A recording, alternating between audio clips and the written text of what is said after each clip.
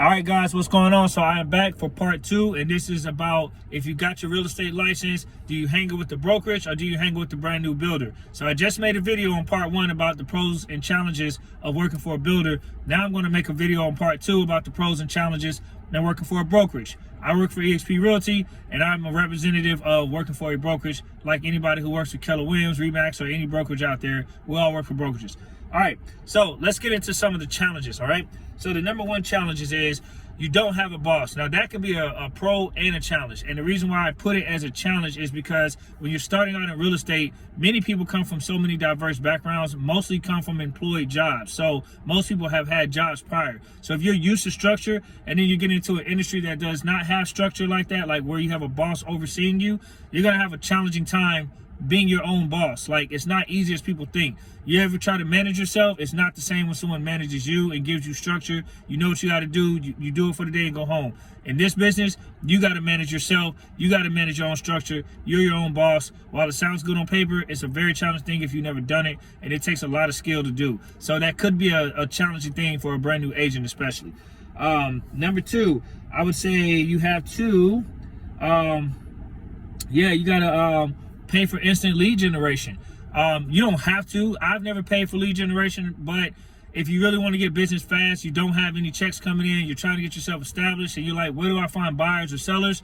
A lot of brand new realtors will pay for lead generation. So what does that mean? That means, hey, if I want to get a buyer or seller, I got to pay, you know, some type of company, or I can get the leads from my brokerage, and then they get a big percentage of my commission check. So depending on what brokerage you work for, they might take a lot more from you than, you know, you would if you generated your own lead. So that could be a challenging thing because you're starting off, even though they're giving you a lead, you're coming out of the pocket. So if you're coming out of the pocket, you got to make sure you close because you're spending more money investing in leads than not. But if you learn the skills and the techniques, if you're good at what you do, it might not be a bad thing for starters, but I wouldn't get comfortable with doing that for a long period of time. I would try to get your own leads so you don't spend all that money. It adds up quick.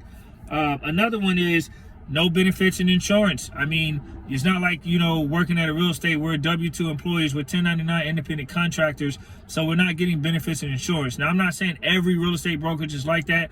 There might be some that provide it, but it's very rare.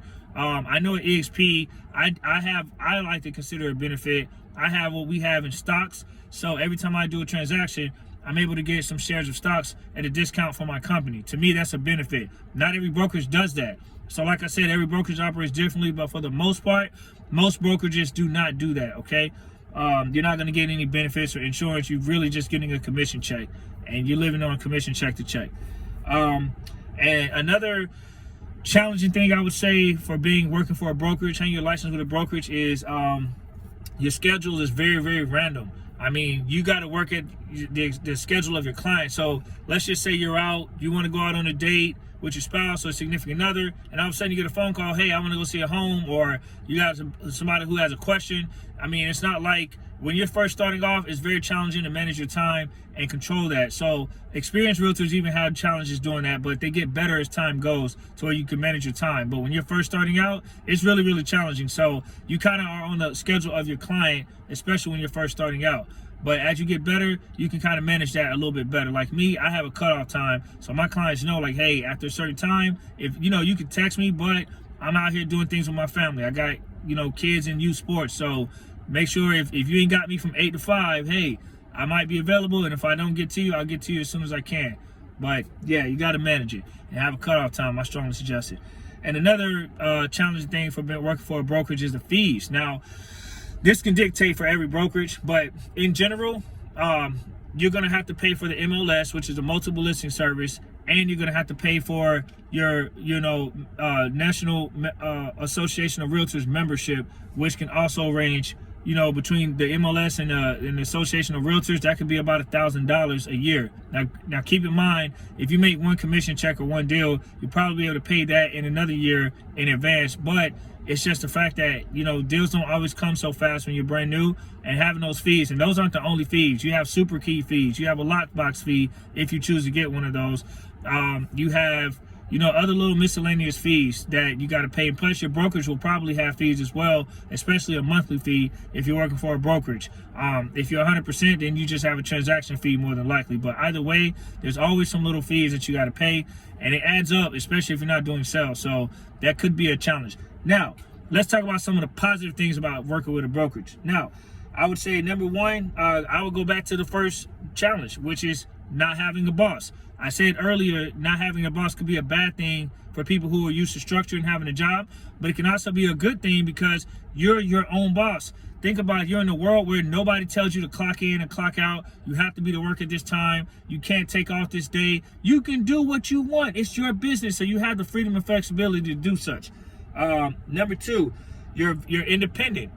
That could be a good thing for most people in this business because being independent means, like I just said earlier, you have nobody overseeing you, and you can kind of work on your own, or you can choose to work with a team, but still kind of operate solo, even though you're part of a team, and you can do your own thing and have that healthy balance where a team can help give you resources and support.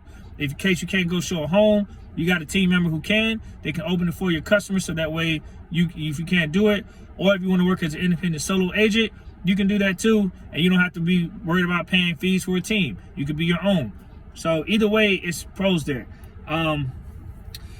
I would say another one is the opportunities. And working as a realtor, you have the opportunities to work for residential or commercial, you know, and in those two, in that umbrella, you have so many different types of residential and commercial. So you're not limited to just one. You can flex around. There's just so many opportunities and careers in this field that you can do. I will also say you could be 100% commission. That's another good thing. So I'm not having to worry about being salaried or clocking in and clocking out. If I want to go to a brokerage that pays 100%, I can keep all of my commission, and then I just pay the broker the transaction fee and keep it moving. So that's a good thing. Or I can become my own broker down the road after being a couple years licensed, get some experience under my belt, and then I could be a broker and open up my own brokerage. I just have so many opportunities, and that's what I love about it overall, the amount of opportunities. I myself, I'm a certified mentor with EXP, so I'm able to create a team. While I do business for myself, I can also mentor and help others do business, and then I'm able to make 10% into the training that I do on their success, and I'm able to get 10%. It might not sound like a lot, but the more agents you have that work under you and you build your team and you get them successful, that adds up over a period of time. Imagine you had 30 agents and you got 10% of everyone's deals while you're training them and spending time and investing and helping them get off their feet and get started. Man, that's a pretty good residual income. You can have opportunity for passive income. So those are some of the things. Now, I did say in part one of the video that I'll explain to you guys at the end why I joined a brokerage over a builder. Honestly, it's just in line with my goals. There's no right or wrong way to go. It's not right if you go to a brokerage or a builder. It's really what fits your personality and your style. So based on these points, you would have to make that decision what's best for you. Is working for the builder better or working for a brokerage better? I chose a brokerage because EXP is a brokerage. They had a lot more positives than challenges, and when I looked at it, I'm like, hey, EXP is a place for me. I love the fact that we get stocks at a discounted rate. I love the fact that we have virtual technology to where COVID hit, I didn't have to worry a lot about, you know, going to someone's house or doing these things. We had the technology in place already to adapt to that, so it was easier for us to do such. So I joined the brokerage for those reasons. I love the flexibility and the freedom I have. I don't have to work on weekends. That's the biggest reason why I joined the brokerage, because I have kids and youth sports, and we're very active in youth sports, and every weekend there's an event, and I would be devastated if I had to go work for a builder and I couldn't attend none of my kids' events. You don't get that time back. So because of the freedom and flexibility, that's the reason why I chose a brokerage. Plus, I love EXP. It's a great brokerage. All right, guys, I hope this video helps you guys. I'm not knocking the builder life. A lot of people have gone. I have friends that are builders, and they're doing great things. Some of them are doing better than I am. I ain't gonna lie. They're doing phenomenal, and they love it. So it's really about what fits your personality. I'm only speaking on me at the end of the video, but everything else, I kept it real with you. I told you the positives and the challenges. You got to decide what's best for you, and I hope this helped. All right, guys, make sure you subscribe to my video. Hit that thumbs up. Mike Sales Orlando is the name of my channel. Over and out. EXP Realty is who I'm with, based out of Orlando, Florida. All right, bang, bang. See you later. Check out the next video. Peace.